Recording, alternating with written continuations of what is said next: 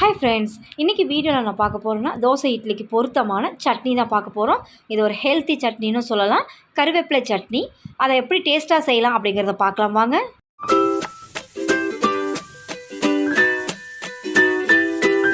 Stove on பண்ணி pan ஒன்று சூடு பண்ணிக்கோங்க. 1 ஸ்பூன் கடலைப்பருப்பு, 1 ஸ்பூன் உளுந்தம்பருப்பு. எண்ணெய் எதுவும் சேர்க்காமல் வெறும் சட்டியிலேயே இதை நல்லா வறுத்துக்கணும். லைட்டாக கலர் மாறினா போதும், ரொம்ப கலர் மாறணும்னு தேவையில்லை. இந்த அளவுக்கு வறுபட்டால் போதும். இதை ஒரு தட்டில் கொட்டி நல்லா ஆற விட்டுக்கலாம். அதே பேனை திரும்பவும் சூடு பண்ணிவிட்டு ஒரே 1 ஸ்பூன் எண்ணெய் சேர்த்துக்கோங்க. எண்ணெய் நல்லா ஹீட் ஆனதும் ஒரு கையளவுக்கு சின்ன வெங்காயம் சேர்த்துக்கலாம். கூடவே ஒரு 10 பல்லு பூண்டு தோலை உரிச்சிட்டு சேர்த்துக்கோங்க. அடுத்ததாக 2 பத்தை தேங்காய் பொடியை நறுக்கிட்டு இது கூட சேர்த்து வதக்கிக்கலாம். இது நல்லா வதங்கி வர்றதுக்குள்ளே இது கூட சேர்க்குறதுக்கு கருவேப்பிலை எந்த அளவுக்கு எடுத்துக்கலாங்கிறத பார்க்கலாம். நல்லா ஒரு 2 கையளவுக்கு நல்லா ஃப்ரெஷ் கருவேப்பிலையை தண்ணியில் நல்லா இதை வாஷ் பண்ணி விட்டு ஃபில்டர் பண்ணி எடுத்து வச்சுக்கோங்க. இப்போ வெங்காயம், பூண்டு, தேங்காய் இந்த அளவுக்கு வதங்கினதும் காரத்துக்கு வரமிளகாய் சேர்த்துக்கிறேன்.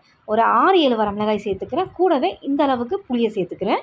காரம் கொஞ்சம் தூக்கலாக இருக்கிற மாதிரி பார்த்துட்டு அதுக்கேற்ற மாதிரி வரமிளகாய் எந்த அளவுக்கு காரம் இருக்கோ அதுக்கேற்ற மாதிரி வரமிளகாய் ஆட் பண்ணிக்கோங்க. இப்போ இதெல்லாம் சேர்த்து லைட்டாக வதக்கி விட்டு நம்ம கருவேப்பிலையை ஃபில்டர் பண்ணி வச்சதை இது கூட சேர்த்துக்கலாம். கருவேப்பிலையை நம்ம சுத்தமாக ஃபில்டர் பண்ணாலுமே இதில் தண்ணி இருக்குது. அந்த தண்ணியை நல்லா இழுத்து ட்ரையாக இந்த கருவேப்பிலையை நல்லா வதக்கி விட்டு எடுத்துக்கோங்க. ரொம்ப கிறிஸ்பாக வேண்டாம், அந்த தண்ணி மட்டும் ட்ரை ஆனால் போதும். நல்லா வதக்கி விட்டு பார்க்கலாம்.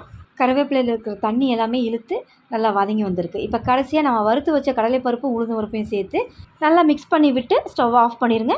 நல்லா இதை இறக்கி வச்சு நல்லா ஆற விட்டு இதை நம்ம மிக்ஸி ஜாருக்கு மாற்றிட்டு உங்களுக்கு காட்டுறேன்.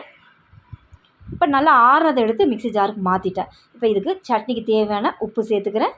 இதை முதல்ல குறப்பாக அரைச்சிட்டு தண்ணியை சேர்த்து அரைச்சிக்கலாம். இந்த அளவுக்கு குறப்பாக அரைச்சிருங்க, இல்லைனா சரியாக அரைப்படாது. இப்போ தண்ணியை சேர்த்து நல்லா ஒரு துவையல் கன்சிஸ்டன்சிக்கு தான் நான் அரைச்சி எடுத்துருக்கேன்.